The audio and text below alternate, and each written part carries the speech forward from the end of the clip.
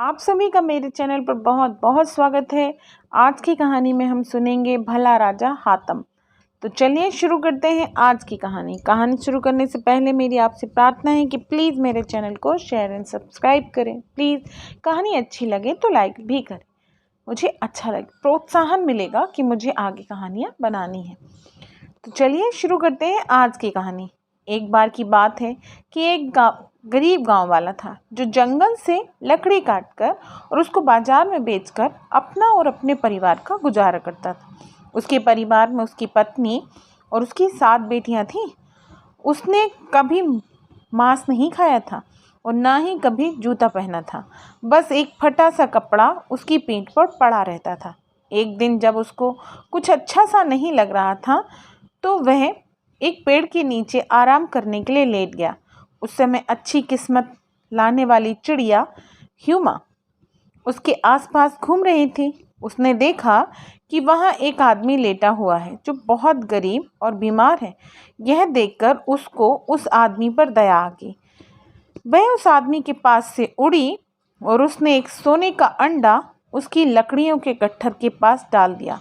कुछ देर बाद जब उस लकड़हारे की आँख खुली तो उसने अपनी लकड़ियों के गट्ठर के पास एक सोने का अंडा पड़ा देखा। वह उसे देखकर बहुत खुश हुआ। उसने उसे उठाकर अपनी कमर में बांधने वाले कपड़े में बांध लिया। उसको लेकर वह बोनी के पास गया और अक्सर उसकी लकड़ियां खरीदा करता था। उसने बोनी को वह सोने का अंडा भी बेच दिया।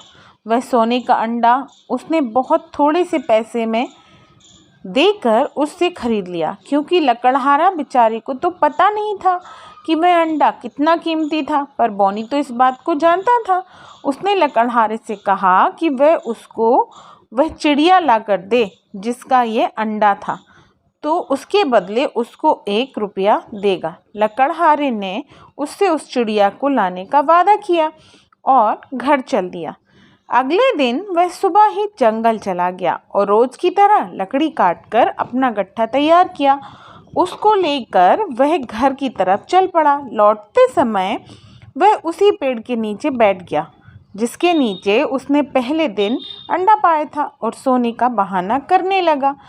ह्यूमा चिड़िया वहाँ फिर आई और यह देखते हुए कि वह आदमी अभी भी उतना ही गरीब था जितना कि कल, तो उसको लगा कि शायद उसने उसका दिया हुनरा देखा नहीं होगा। तो उसने वहीं एक और अंडा इस तरह से उसके पास रख दिया कि जागने पर वह उसको देखते ही किसी भी तरह से ना चूक सके। पर लकड़हारे ने उस चिड़िया को देख लिया, उसे पकड़ लिया और लकड़ी बेचने वाले के पास लेकर चल दिया। चिड़िया चिल्लाई, अरे तुम मेरे साथ क्या कर रहे हो? मुझको मारना नहीं और मुझे बंद भी नहीं करना। मुझे छोड़ दो, तुमको इसका इनाम जरूर मिलेगा। देखो, तुम मेरा एक पंख तोड़ लो और उसको आग के पास ले जाओ तो तुम बहुत जल्दी मेरे देश कोहकाफ पहुंच जाओगे। वहाँ मेरे माता पिता तुमको इनाम देंगे जिसकी इस दुनिया में कोई कीमत भी नहीं लगा सकेगा। पर वह लकड़हारा तो सुनने वाला नहीं था। वह तो बस 1 रुपये में के पीछे पागल था, जो कि इस चिड़िया को उसे दे देने पर उसे यकीनन ही मिल जाता। सो उसने वह चिड़िया एक कपड़े में बांधी और तेजी के साथ बोनी के पास भाग चला। अब क्योंकि वह चिड़िया एक कपड़े में बंद थी, सो वह बोनी के पास पहुंचने से पहले ही दम घुट जाने की वजह से मर गई। लकड़हारे ने सोचा, अब मैं क्या करूं? अब तो मुझे बोनी इस मरी हुई चिड़िया का 1 रुपये भी नहीं देगा। हाँ, अब मैं इसका एक पंख आग में पास ले जाता हूँ। हो सकता है कि मरी हुई और जिंदा चिड़िया के पंख में कोई खास फर्क ना हो। उसने ऐसा ही किया तो वह तुरंत ही कोहकाफ के पहाड़ पर मौजूद था, जहाँ उसने चिड़िया के माता पिता को ढूंढ लिया और उसके साथ जो कुछ भी हुआ वह सब बता दिया। सोचो जरा, जब उन्होंने मरी हुई चिड़िया को देखा होगा तो उन्हें कितना अफसोस हुआ होगा। वे सब मिलकर बहुत रोए। तभी वहाँ से एक अजनबी चिड़िया गुजर रही थी, तो उसने उन सब के रोने की आवाज़ सुनी। वह वहाँ आई और उसने पूछा कि क्या बात है और वे सब क्यों रो रहे हैं। यह चिड़िया अपनी चोंच में घास का तिनका दबाए लिए जा रही थी, जिससे वह किसी भी मरे हुए को जिंदा कर सकती थी। वह बोली, आप सब क्यों रो रहे हैं? बेसब चिड़िया बोली, क्योंकि हमारा एक संबंधी मर गया है और अब हम उससे फिर कभी बात नहीं कर पाएंगे। उस अजनबी चिड़िया ने कहा, तुम लोग रो नहीं, तुम्हारी यह चिड़िया फिर से जिंदा हो जाएगी। कहकर उसने वह घास का तिनका जो उसकी चोंच में था उसके मुंह में रख दिया और लो, वह तुरंत ही जिंदा हो गई। जब ह्यूमा चिड़िया ने लकड़हारे को देखा तो उसने उसकी बेवफाई और लापरवाही पर बहुत डांटा और बोली, मैं तो तुमको बहुत बड़ा और खुशहाल आदमी बनाना चाहती थी, पर अब तुम अपनी लकड़ी का यह गट्ठर उठाओ और अपने घर जाओ। उस चिड़िया की यह कहते ही लकड़हारे ने अपने आप को उसी जंगल में पाया जहां वह लकड़ियों को काटा करता था। उसका लकड़ी का गट्ठर भी वहीं पड़ा था जहां वह कोकाब जाने से पहले उसको छोड़ गया था। उसने अपना वह लकड़ी का गट्ठर बेचा और फिर दुखी मन से अपनी पत्नी और बच्चियों के पास अपने घर चला गया। इस घटना के बाद उसने हीमा चिड़िया को फिर कभी नहीं देखा। समय बीतता गया, लकड़हारे की बेटियां बड़ी होती गईं। वह उनकी शादी करने का समय आ गया, पर अब वह लकड़हारा उनकी शादी कैसे करे? वह तो बेचारा मुश्किल से खाने के लिए जुटा पाता था और ऐसे गरीब घर में रिश्ता जोड़ना कोई क्यों चाहेगा? सो इस मुश्किल की घड़ी में उसने अपने दोस्त से सलाह ली। तो उसने उससे कहा कि वह राजा हातिम के पास जाए, क्योंकि वह एक बहुत ही भला और दयावान राजा है। वह उससे जाकर मिले और उसकी सहायता मांगे। उन दिनों इत्तेफाक कुछ ऐसा हुआ कि राजा हातिम काफ़ी गरीब हो गया था और अब तो वह अपना गुजारा भी लोगों की चावल कूट कूट कर करता था। हालांकि हालात ने उसको इतना गरीब बना दिया था कि उसके मुकाबले दूसरा गरीब उसके देश में मिलना मुश्किल था, पर फिर भी वह अभी भी बहुत दयावान और हमेशा ही दूसरों की सहायता करने को इच्छुक रहता था। जब लकड़हारा राजा हातिम के देश पहुंचा और उससे मिला तो उसने उसे बड़े प्रेम से मिला।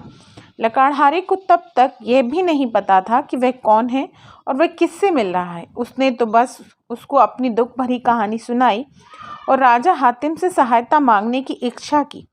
उसका पता पूछा। गरीब राजा हातिम ने उससे रात को रुकने के लिए कहा और वहां से अगले दिन सुबह चले जाने के लिए कहा। लकड़हारा इस बात पर राजी हो गया और उसके साथ उसके घर चल दिया। उस रात राजा हातिम ने खाना नहीं खाया, क्योंकि उसने अपना खाना अपने मेहमान को खिला दिया। पर सुबह उसने अपने मेहमान को सच बोला, दोस्त मैं वही हूँ जिसको तुम ढूंढ रहे हो, पर देखो मैं तो खुद ही तुम्हारी तरह गरीब हूँ। मुझे बहुत अफसोस है कि मैं तुम्हारे लिए कुछ नहीं कर सकता, क्योंकि मैं तो तुम्हें दूसरी बार खाना भी नहीं खिला सकता। हाँ, पर अगर तुम मेरी इकलौती बेटी को स्वीकार कर लो तो तुम्हारी बड़ी मेहरबानी होगी। तुम उसको बेचकर कुछ पैसा कमा सकते हो और उस पैसे से अपनी बेटियों की शादी कर सकते हो। जाओ, भगवान तुम्हारी सहायता करे। लकड़हारा बोला, हे राजन, तुम्हारी दया से मेरा दिल पिघल गया। मैं तो तुम्हारी दया के लिए ठीक से धन्यवाद भी नहीं दे सकता। भगवान तुम्हें इसका अच्छा फल दे। ठीक है, विदा। लकड़हारा राजकुमारी को लेकर वहां से चल दिया। रास्ते में भी दोनों एक ऐसी जंगली जगह से गुजरे जहां एक राजकुमार शिकार खेल रहा था। इत्तेफाक से उस राजकुमार ने लकड़हारे से के साथ जाती राजकुमारी को देख लिया तो वह उसके प्रेम में पड़ गया। उसने उससे कहा कि वह उसे अपना दामाद बना ले।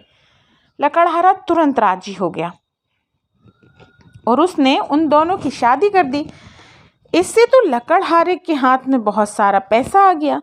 इस पैसे से उसने तुरंत सबसे पहले अपने लिए एक मकान बनवाया, फिर अपनी 7 लड़कियों की शादी अच्छे घरों में कर दी। इस बीच राजकुमार अपनी पत्नी के साथ आराम से रहता रहा, पर एक दिन उसको सच पता चल ही गया। एक बार उसने अपनी पत्नी के सामने एक गरीब आदमी को दान दिया तो उसकी पत्नी ने कहा कि उसने एक बहुत ही हातिमी काम किया है। राजकुमार ने उससे पूछा कि वह हातिम को कैसे जानती है।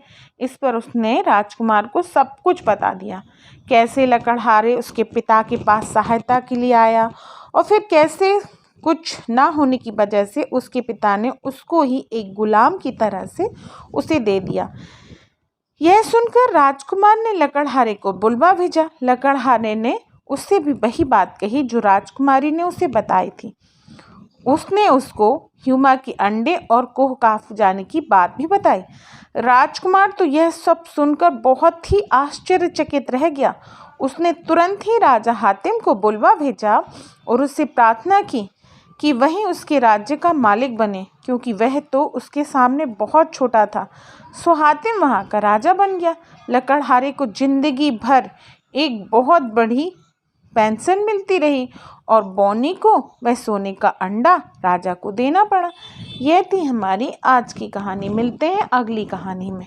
आपको ये कहानी कैसी लगी बताइएगा ज़रूर।